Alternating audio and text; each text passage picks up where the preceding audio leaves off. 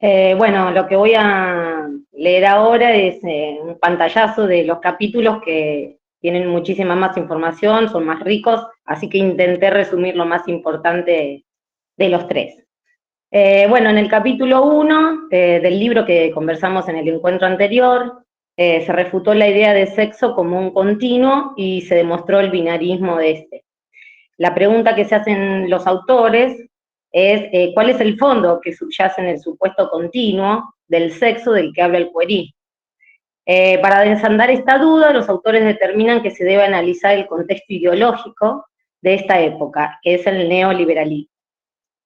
En esta ideología, la subjetividad se genera, se crea, nace en el propio individuo y es la escala para medir todas las cosas, o sea, una forma narcisista de estar en la vida.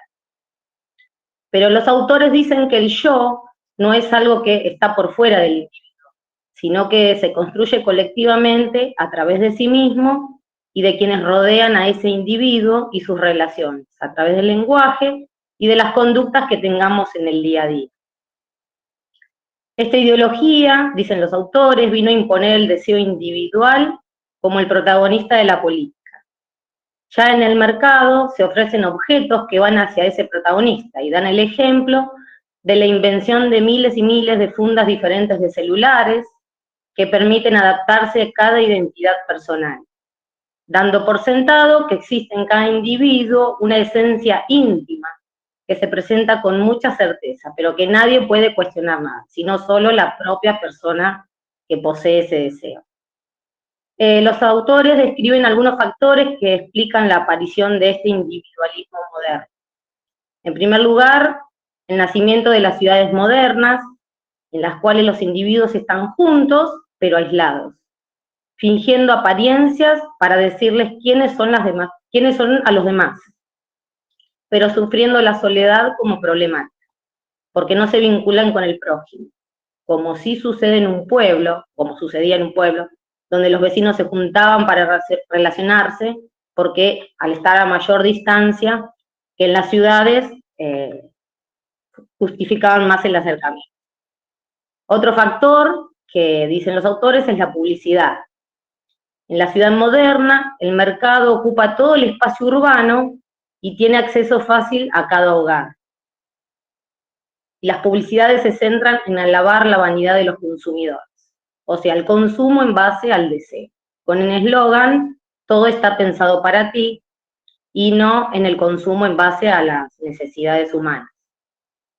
Otro de los factores que ellos hablan es sobre las redes sociales. Vienen a romper y a cambiar las reglas del juego. Para los autores, generan individuos narcisistas, porque el tiempo dedicado a mostrarse uno mismo en ellas ha superado el tiempo que un individuo le dedica a encontrarse cara a cara con otro individuo.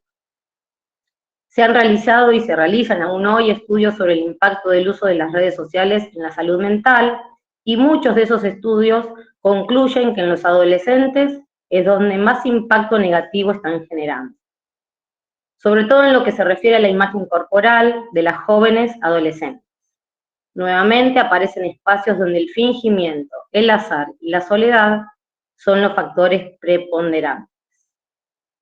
Estos factores fueron creando un nuevo yo como una mercancía más, sometida al mercado capitalista de identidades que deberán competir entre sí. Este nuevo capitalismo consiguió que los gustos personales dejen de ser algo que se tiene y pasen a ser algo que se es. Convirtió los gustos en aquello que somos en esencia. Cumplir un sueño hoy sería una explosión de subjetividad, dicen los autores, bajo la exigencia de que sea el mundo el que se ajuste al soñador, sin tener presente que los sueños se cumplen como resultado de una negociación con la realidad y con las demás personas. Bueno, ya en el capítulo 3, los autores dicen que esta ideología queer hace años viene echando raíces en la sociedad a través de varias puertas de entrada. A través de las leyes, a través de las empresas, acomodándose al queerismo para capturar y sostener clientes, a través de los medios de comunicación conservadores y progresistas, a través de materiales didácticos para las escuelas, a través de cursos para docentes para entender el sexo como si fueran grandes descubrimientos científicos y a través de la industria del entretenimiento. En todos repiten que las personas pueden ser lo que deseen ser, pero solo pensando en el sexo, no en otros aspectos diferentes a él. Esta unanimidad está motivada en la idea de que el grupo más invisibilizado y oprimido y discriminado del mundo no está relacionado con las condiciones económicas, de explotación o de esclavitud, sino con la idea de que el sexo no se ajusta a los estereotipos sociales. Por eso, una mínima justicia social les concede sus reivindicaciones. Y cualquier crítica a esto sería etiquetado como odio. Otro de los ámbitos donde se impuso lo queer es en la educación. La polémica sobre las infancias trans. Se establecieron ciertos protocolos a cumplirse en las escuelas y los autores puntualizan sobre el caso de España, que esos protocolos fueron impuestos con más rigurosidad que acá en Argentina, que todo fue como un poco más light de ese sentido. Todos los partidos políticos han acompañado estos cambios. Las escuelas son los mejores lugares donde se pueden detectar niños y niñas trans, ya que los docentes conviven muchas horas con ellos. Y en este sentido, los autores hacen la crítica sobre que el queerismo es un ataque a la coeducación, la cual busca garantizar una educación libre de machismo y promocionar relaciones de igualdad y respeto, más allá del sexo que tengamos. Y citan el libro que se llama La coeducación secuestrada, de la antropóloga Silvia Carrasco, donde se explaya más en este análisis. Ya avanzado el capítulo 3, los autores desarrollan las estrategias que utilizan las grandes empresas y corporaciones sobre la inclusión del movimiento LGTBIQ+, utilizando todos los TIC de la retórica transactivista con el objetivo de mantener a sus clientes e incorporar nuevos. Agregan con datos y porcentajes de diversos estudios que han aumentado considerablemente distintas políticas para la protección contra la discriminación por identidad de género, pero que no queda claro si estos avances son debido a la preocupación de los CEOs de las grandes corporaciones por el bienestar de sus trabajadores.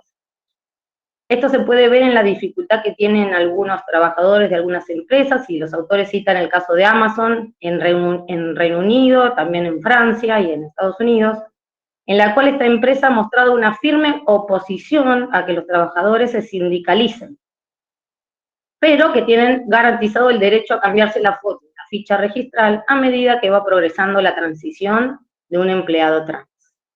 Las empresas tienen muy en claro, dicen los autores, que la potenciación de las identidades de género es congruente con el subjetivismo y el individualismo del neoliberalismo porque les beneficia a largo plazo.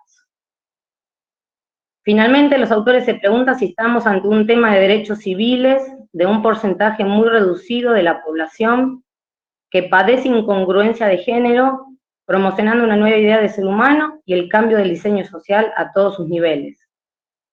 O si hay detrás una agenda de intereses estrictamente económicos ante un negocio igualmente sin precedentes.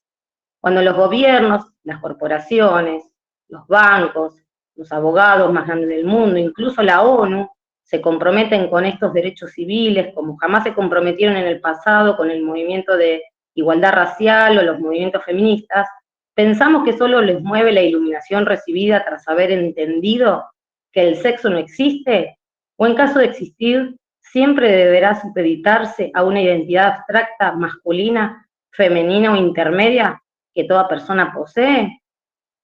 Creer que todo esto responde al sincero interés el gran capital tiene por el 0,03% de la población, los autores dicen que ya es el colmo. El transgenerismo no es más que un gran negocio disfrazado de lucha por los derechos civiles. En el capítulo 4, los autores denuncian que la teoría queer vino a invertir las causas de la disforia de género, tomando como causas los efectos y los efectos como causas, dando lugar a un análisis cerrado que deriva en formas inadecuadas de alivio a los malestares de esa problemática.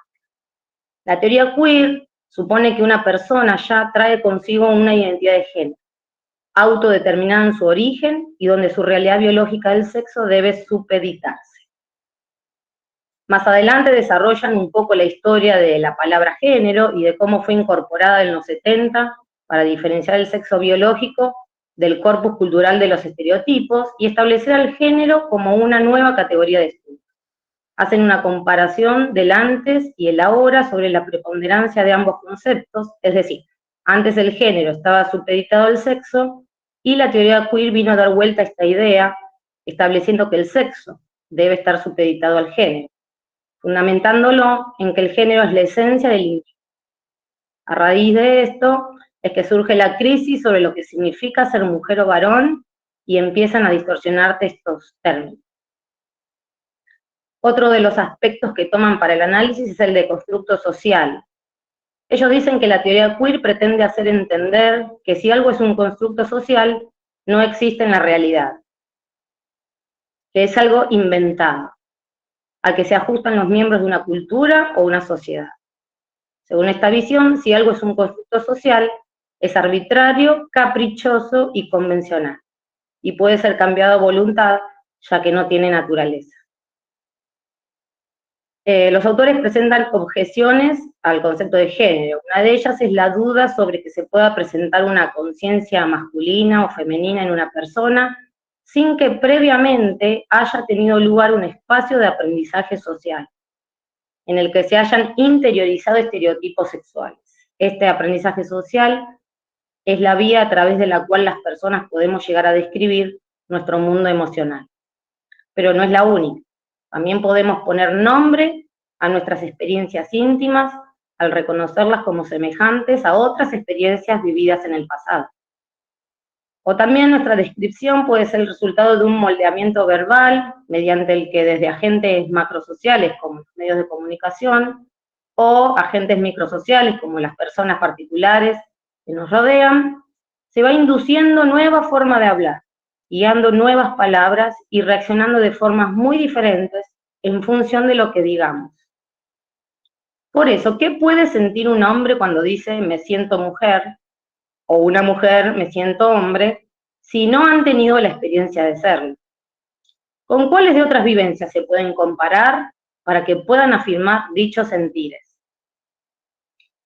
¿Cuánto se reduciría el número de personas trans si dejáramos de contar como tales a aquellas personas a las que se les ha dicho, directa o indirectamente, desde el sexismo más rancio y conservador, que sus pensamientos, sus preferencias estéticas, sus comportamientos, sus emociones, sus gustos en cualquier ámbito son propios del otro sexo?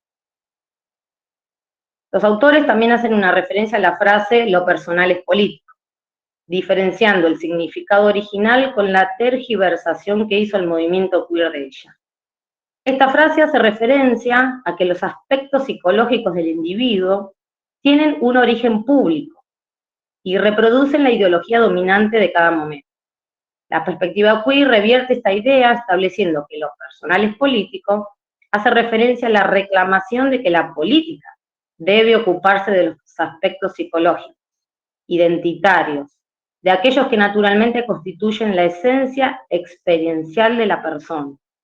Un lema nacido para denunciar las fantasías individualistas del neoliberalismo se invierte y termina convirtiéndose en un eslogan conservador neoliberal. Para finalizar, bueno, los autores manifiestan que el neoliberalismo y el enaltecimiento del individuo autorreferido lleva a la derrota de la sociedad como construcción de lo común. La polémica trans es la punta del iceberg en el que se está jugando el triunfo de una sociedad indeseable, un lugar por donde transitan un montón de individuos separados y a salvo de un pacto de indiferencia mutua.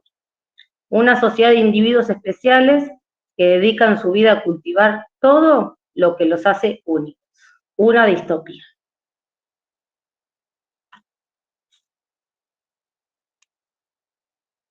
Buenísimo, Lu. Era difícil de sintetizar 3 capítulos. Bueno, corto la grabación, chicas, y así arrancamos el intercambio. Dale. Ahí corto, listo.